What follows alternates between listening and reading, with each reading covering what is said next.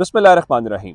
लाखों करोड़ों दुरूदो सलाम मोहम्मद मुस्तफ़ा सल्लल्लाहु अलैहि वसल्लम और आले मोहम्मद पर। मैं हूँ उमर दराज गोंदल। पंजाब के अंदर जो सियासी बहरान है वो शदीद हो चुका है।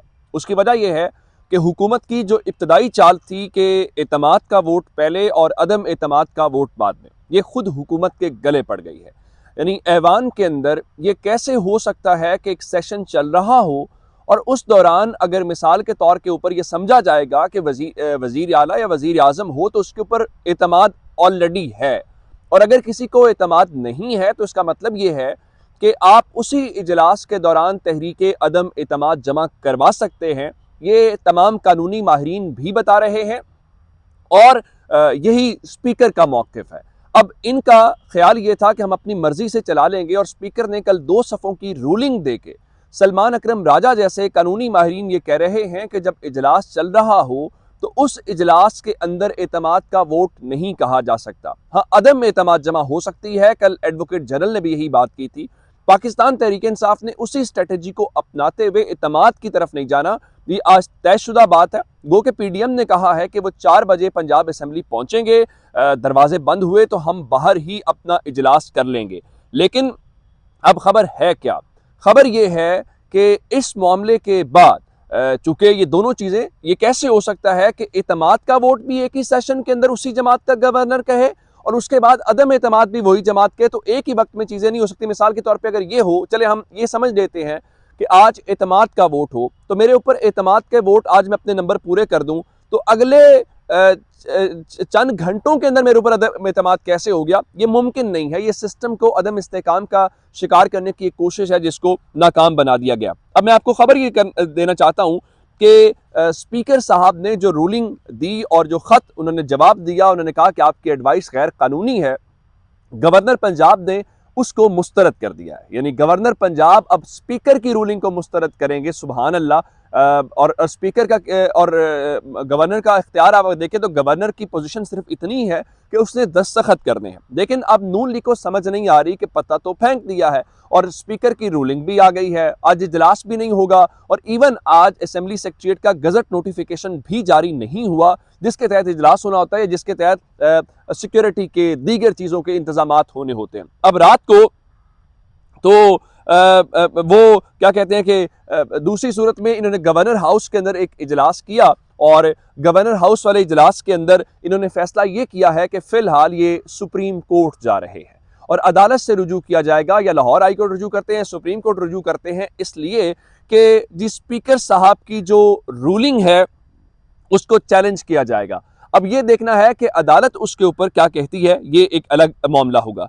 अब दूसरी सूरत में आज जो ओवरऑल सिचुएशन पाकिस्तान तहरीक इंसाफ की है, पाकिस्तान तहरीक इंसाफ क्लियर है और वो कह रही है कि आज एतमाद का वोट हम नहीं करेंगे, अदम एतमाद के ऊपर वोटिंग करवा के तो उसके बाद हम फौरी तौर पे इस असेंबली को डिसॉल्व कर देंगे। लेकिन एक बात ज़रूर है और वो ये है कि खैबर पख्तूनख्वा की जो असेंबली है उसको भी पंजाब असेंबली के साथ ही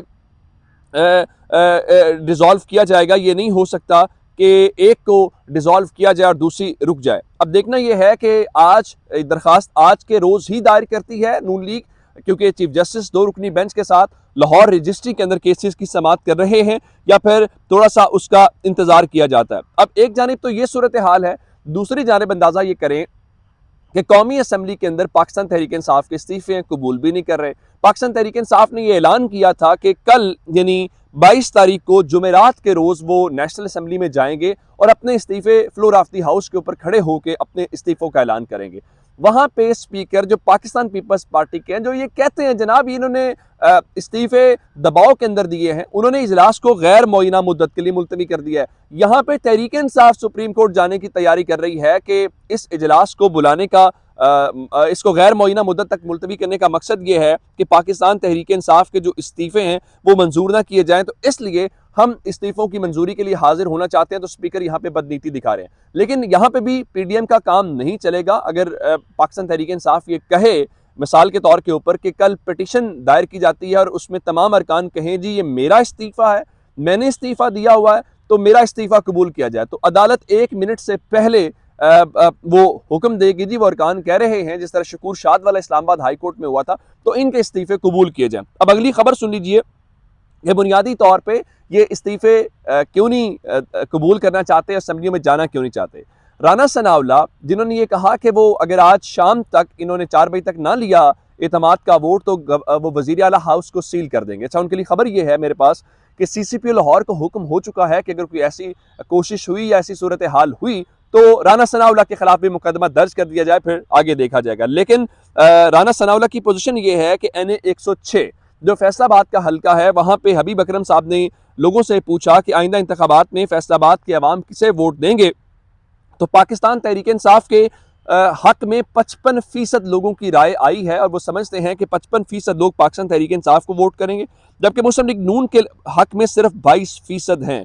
यानी लाहौर, शेखुपुरा, उसके बाद गुजरांवाला, उससे भी बुरी हालत है फैसलाबाद में। और बहुत पुरानी बात नहीं है, अभी आबिद शेर अली वर्सेस इमरान खान था और इमरान खान ने अक्टूबर के महीने में और राना सनाउल्लाह ने इवन आबिद शेर अली के वालिद से सुलह की इसलिए कि इमरान खान को हराना है, तो वो भी नहीं। तो इसका मतलब है कि उनकी अपनी सीट जो है वो भी हाथ से निकलती हुई दिखाई दे रही है और उसका यही वो डर है। एक और खबर इसी तरह की ले लीजिए जिससे आपको अंदाजा हो जाएगा।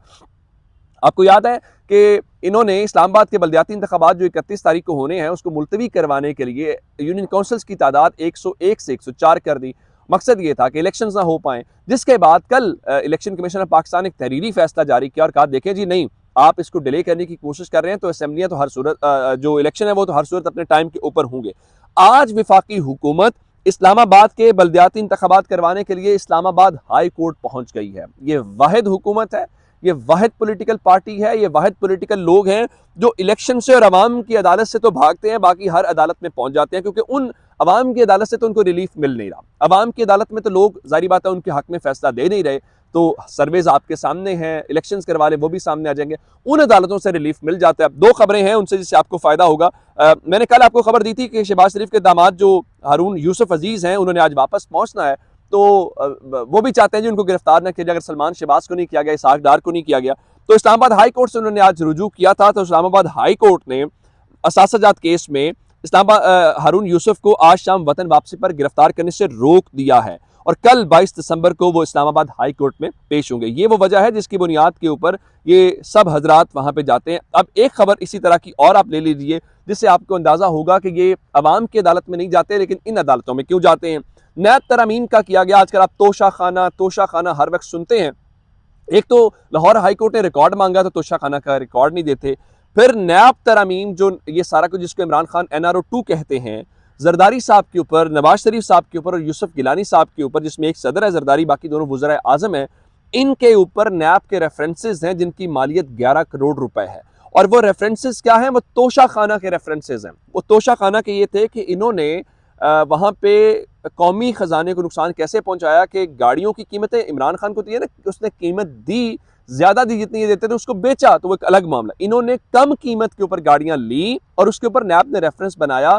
तो आज उस बुनियाद के ऊपर ये कहा कि ये नैब का कोर्ट का दायरा इख्तियार ही नहीं है, तो नैब ने, अदालत ने वो रेफरेंसेस तोशा खाना के वापस नैब को भेज दिए हैं, जिसका मतलब ये है कि तोशा खाना के इनके मामलात के अंदर कहानी खत्म शुदा है और इनको कहा गया कोई मसला नहीं है, ये सब कुछ आपका है, आप खाएं पिए, आपको कौन पूछने वाला है। अब आपको इससे अंदाजा हो जाना चाहिए कि अवाम की अदालत और कानून की अदालत के अंदर क्या कुछ हो रहा है। और उनका ध्यान किस चीज़ के ऊपर है? उनका ध्यान इस चीज़ के ऊपर है कि वो जी रमीज़ राजा को हमने हटाना है और रात को समरी वज़ीर आज़म ऑफिस को मौसूल हो गई है, बैनुस्सूबाई वजारत बैनुस्सूबाई राब्ता ने भेजी है और 2 नाम तजवीज़ किए, नजम सेठी और शकील शेख के। और इसका मतलब ये है कि वो जाने से पहले पहले अपने उन लोगों को जिन्होंने बड़ी मेहनत की है, जिन्होंने सारे का सारा नैरेटिव बनाया, उनको नवाजना चाहते हैं। एक सवाल सिर्फ आपसे है, जो टीवी पे बैठ के आपको भाषण देते हैं, जो आपको कहते हैं कि हमें कुछ ना कहा जाए, आखिर इनकी कौन सी वो खिदमात है जिनकी बुनियाद के ऊपर इनको ओहदे दिए जाते हैं? नजम सेठी के कोई तो खिदमात होगी जो पहले चेयरमैन बोर्ड लगाया गया, फिर अब दोबारा लगाया जा रहा है। फहद हुसैन ने कुछ तो ऐसा किया होगा सहाफ़ी रहते हुए, सो कॉल्ड सहाफ़ी रहते हुए, कि आज हुकूमत ने उनको ओहदा दे दिया। तो आखिर ये सोचने की और सवाल करने की तो हमें हिम्मत करनी चाहिए ना कि आखिर कुछ तो है कि जो टीवी पे बैठ के कलम के साथ, जबान के साथ कुछ करते हैं, जब हुक्मरान ताकत में आते हैं तो ये फिर उनकी नौकरी करते हैं। इसका मतलब है जब ये कलम और बोल रहे होते हैं तो इस वक्त भी वो नौकरी कर रहे होते हैं, फिर उनकी नौकरी वहां पे पक्की हो जाती है। अपना बहुत सारा ख्याल रखिएगा। खुदा हाफिज।